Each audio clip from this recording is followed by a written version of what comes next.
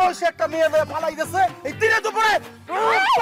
দূর মেয়া, অন্যের মেয়ে পালাইতেছি না, এটা আমার নিজের মেয়ে, আপন মেয়ে। কোন কি আঙ্কেল, এটা আপনার আপন মেয়ে? তাহলে আপনার আপন মেয়ে নিয়ে আপনি পালাইতেছেন কেন? কারণ এই অসভ্য ফেরেববাজ ফক্করবাজ মহিলা আমার স্ত্রী, আমার মেয়েকে সে অন্য জায়গায় বিয়ে দিতে চায়। আপনার মেয়ে তো বিয়ের বয়স হয়েছে, তাহলে তারে বিয়ে দিলে সমস্যা কই? সমস্যা একটাই, কারণ আমার মেয়েকে আমি সরকারি চাকরিজীবী ছেলের সাথে বিয়ে দিতে চাই। আর আমার মেয়েকে আমি বিয়ে দিতে চাই ডাক্তার ছেলের সাথে। আয় হায়, বাপে বিয়ে দিতে চায় যে সরকারি চাকরিজীবী ছেলের সাথে, আর মায় মায়ের বিয়ে দিতে চায় ডাক্তার পোলার লাগে। ব্যাপারটা কি আঙ্কেল? ব্যাপারটা কি আমি আপনারে বলতেছি। আমার আব্বা যখন ছোট ছিলেন তখন ওনার ইচ্ছে ছিল বড় হয়ে উনি সরকারি চাকরিজীবী হবে, কিন্তু আমার আব্বার ইচ্ছা তো পূরণ হয় নাই। এর জন্য আমার আব্বা এখন চায় তার মেয়ের জামাই যেন সরকারি চাকরিজীবী হয়। আর এদিকে আমার মা, তার ছোটবেলার ইচ্ছা ছিল সে বড় হয়ে ডাক্তার হবে, তার স্বপ্ন সে পূরণ করতে পারে নাই। এর জন্য এখন তার ইচ্ছা তার মেয়ের জামাই যেন ডাক্তার হয়। বুঝতে পেরেছেন? আমি যা হতে পারিনি তা আমি আমার মেয়েকে দিয়ে পূরণ করতে চাই, তাই আমি সিদ্ধান্ত নিয়েছি আমার মেয়েকে আমি ডাক্তার ছেলের সাথে বিয়ে দেব। তোমার এই আশা কোনোদিনই পূর্ণ হবে না। আমার মেয়ের বিয়ে হবে সরকারি চাকরিজীবী ছেলের সাথে। আমার মেয়ের বিয়ে কোনোদিন আমি সরকারি চাকরিজীবীর সাথে বিয়ে দেব না, কারণ সরকারি চাকরি যারা করে তাদের আয় খুব সীমিত, সেই সীমিত আয়ের মধ্যে আমার মেয়েকে আমি দেব না। আমার মেয়ের বিয়ে হবে ডাক্তার ছেলের সাথে যাদের অনেক টাকা ইনকাম। আর এই দেশের ডাক্তাররা রোগীর কথা চিন্তা বাদ দিয়া ওষুধ কোম্পানির চিন্তা করে, কুচকুচ করে কখন ওষুধ কোম্পানির গিফট নেবে। খবরদার, ডাক্তারদের নিয়ে কোনো উল্টাপাল্টা কথা বলবা না। এদেশের মানুষ অসুস্থ হলে ডাক্তার না থাকলে তারা সুস্থ হতে পারতো না। ডাক্তার না থাকলে সুস্থ হইতে পারতো না, আর এদেশের সরকারি অফিসার না থাকলে এদেশই চলতো না। অতএব আমার মেয়ের বিয়ে হবে সরকারি চাকরিজীবী ছেলের সাথে। ডাক্তারের সাথে? সরকারি চাকরি। মা, মা চলো, এসব কথা বাড়িতে গিয়ে হবে না। বাড়িতে যাব না, বাড়িতে গেলেই এই অসভ্য লোকটা তোকে ধরে সরকারি চাকরিজীবীর সাথে বিয়ে দিয়ে দেবে। তুই আমার সাথে তোর মামা বাড়িতে চল, তোকে আমি মামা বাড়িতে রাখা ডাক্তার ছেলের সাথে বিয়ে দেবো। অসম্ভব, তুমি আমার মেয়েকে কোথাও নিয়ে যেতে পারবে না। ডাইনি কাল নাগিনি কোথাকার। আমার মেয়ে আমার সাথে আমার বাড়িতে যাবে, আর আমার মেয়ের বিয়ে হবে সরকারি চাকরিজীবী ছেলের সাথে। চল মা, বাড়ি চল। এই না, তুই তোর মামা বাড়িতে চল, আমি তোর মামা বাড়িতে রেখে আসবো। মামা বাড়িতে।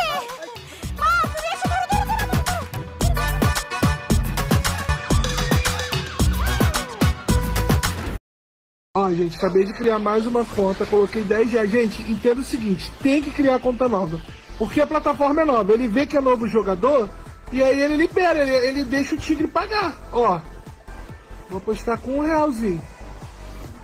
Ó, tá, tô sentindo que ela tá vindo. Tá! Pô, falei! Cara, é batata, amor. Criou conta nova, colocou 10. É batata, paga rápido, rápido. Então, amor, ai, eu juro, eu descobri uma simples plataforma nova. E é isso.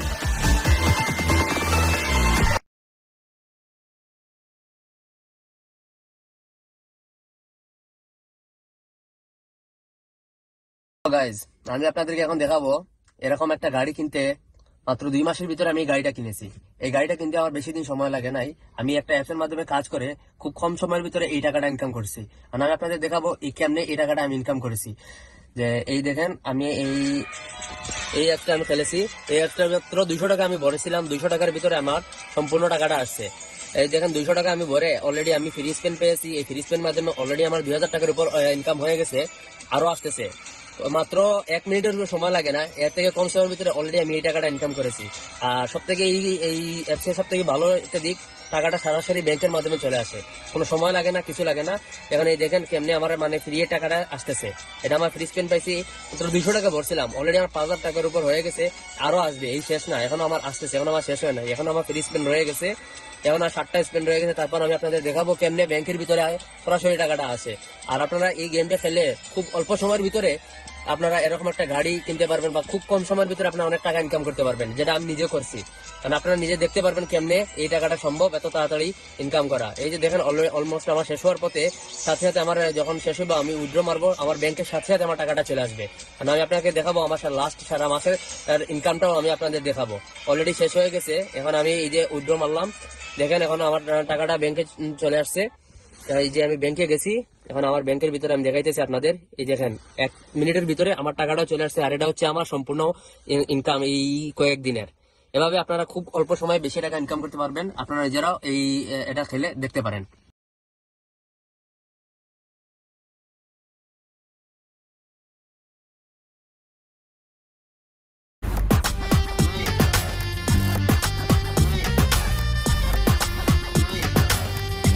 Antara, তুমি আমার তো সিরাজ, তুমি কি আমার সত্যিই ভালোবাসো? তুমি কি আমার সত্যিই বিয়ে করতে চাও?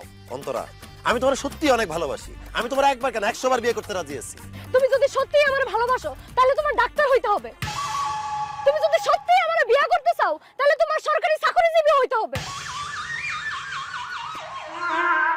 শোনো, আমার মা চায় আমার ডাক্তারের কাছে বিয়া দিবে, আর আমার বাবা চায় সরকারি চাকরিজীবীর কাছে বিয়া দিবে। গেলাম। এই দাঁড়াও, কই যাও? বাড়ি চলে যাইতেছি। তুমি তো আমার সেকা দিয়েই দিছো, এখন সেকা খাওয়ার পর তোমার সাথে আমার দাঁড়া থেকে কোনো লাভ আছে? এই খবরদার, উল্টাপাল্টা কোনো কথা বলবা না। কে তোমার টাকা দিছে? দেখো, তোমার আম্মা এসে ডাক্তার ছেলের সাথে তোমার বিয়ে দিতে, তোমার আব্বা এসে একটা সরকারি চাকরিজীবী ছেলের সাথে তোমার বিয়ে দিতে। আমি ডাক্তারও না, সরকারি চাকরিজীবীও না, তার মানে আমার তোমার সাথে জীবনও বিয়ে হবে না। তার মানে আমি খাইলাম না তোমার কাছে সেকা? জি না, তুমি সেকা খাও নাই আর আমিও তোমার সেকা দেই নাই। শোনো সিরাজ, আমি তোমার সেকা দিতেও চাই না। আমার মা যেহেতু ডাক্তার ছেলে পছন্দ করে আর আমার বাবা যেহেতু সরকারি চাকরিজীবী ছেলে পছন্দ করে, তুমি ডাক্তারও হয়ে যাও, সরকারি চাকরিজীবী ছেলেও হয়ে যাও। তোমার কি মাথা খারাপ হইছে? আমি টেনে টেনে ম্যাট্রিক পাস করছি, আমি ডাক্তার হব কিভাবে, সরকারি চাকরিজীবী হব কিভাবে? আরে আমি তো পিওনও হইতে পারবো না, ডাক্তার কি কম্পাউন্ডার হইতে পারবো না। তোমার তো সত্যি সত্যি ডাক্তার হইতে বলি নাই, সত্যি সত্যি সরকারি চাকরিজীবী হইতে বলি নাই। তুমি ভুয়া ডাক্তার হবা, ভুয়া সরকারি চাকরিজীবী হবা, অভিনয় করবা, অভিনয়, বুঝছো? সেটা কিভাবে? সেটাও কি আমার বলে দিতে হবে? শোনো, তুমি কালকে একটা ভুয়া ডাক্তারের চেম্বার ভাড়া নিবা, ভুয়া ডাক্তারের পোশাক ভাড়া নিবা, তারপরে ভুয়া নার্স ভাড়া নাও। হ্যাঁ, ভুয়া কিছু রোগী নিয়ে আসো। সেই ভুয়া রোগীদের যখন তুমি সেবা করবা, আমি আমার মাকে তোমার চেম্বারে নিয়ে আসবো। এরপরে তুমি আমার মায়েরও সেবা করবা। তারপর আমার মা ভাববে তুমি অনেক বড় ডাক্তার। এরপরেই আমার মা তোমার সাথে আমার বিয়ে দিতে রাজি হয়ে যাবে। না, ভুয়া ডাক্তার অভিনয়টা আমি পারবো, তোমার মা রাজিও হয়ে যাবে, কিন্তু তোমার আব্বারে রাজি করাবো কিভাবে? সরকারি চাকরিজীবী সেজে। শোনো, তুমি আমাদের গ্রামে এমন একটা ভাব নিয়ে ঢুকবা যেন তোমার দেখাই মনে হয় তুমি অনেক বড় সরকারি অফিসার, উপজেলার ভূমি অফিসার, বুঝছো? ভূমি কি? জমি, জমি, যে পুকুর, নদী, নালা, খাল, বিল, এগুলাই জমি, এগুলাই ভূমি, বুঝছো? ছি। এরপর সময় মতো আমি আমার আব্বারে তোমার কাছে নিয়ে আসবো, আর আমার আব্বা যখন দেখবে তুমি উপজেলার অনেক বড় সরকারি ভূমি অফিসার, আব্বা তোমারে নিশ্চিত পছন্দ করে ফেলবে আর আমার সাথে তোমার বিয়া দিতে রাজি হয়ে যাবে। কারণ আমার বাপের ভূমি সংক্রান্ত অনেক সমস্যা আছে। কিন্তু আমার তো ভূমি আর জমি সম্পর্কে কোনো ধারণা নাই। আমি যদি অভিনয় করতে গিয়ে ধরা খাওয়া যাই, তাইলে আমি তোমার মাইরে অর্ধেক গুটি তোমার গুড়া করে ফেলাবো। শোনো, কালকে তুমি একটা ভুয়া চেম্বার নাও, ভুয়া নার্স নাও, ভুয়া রোগী নাও, সেইখানে আমি আমার মারে নিয়ে আসবো। আমার মারে তুমি যেভাবেই হোক ইমপ্রেস করবা, আমার মা যেন তোমারে দেখা অনেক পছন্দ করে।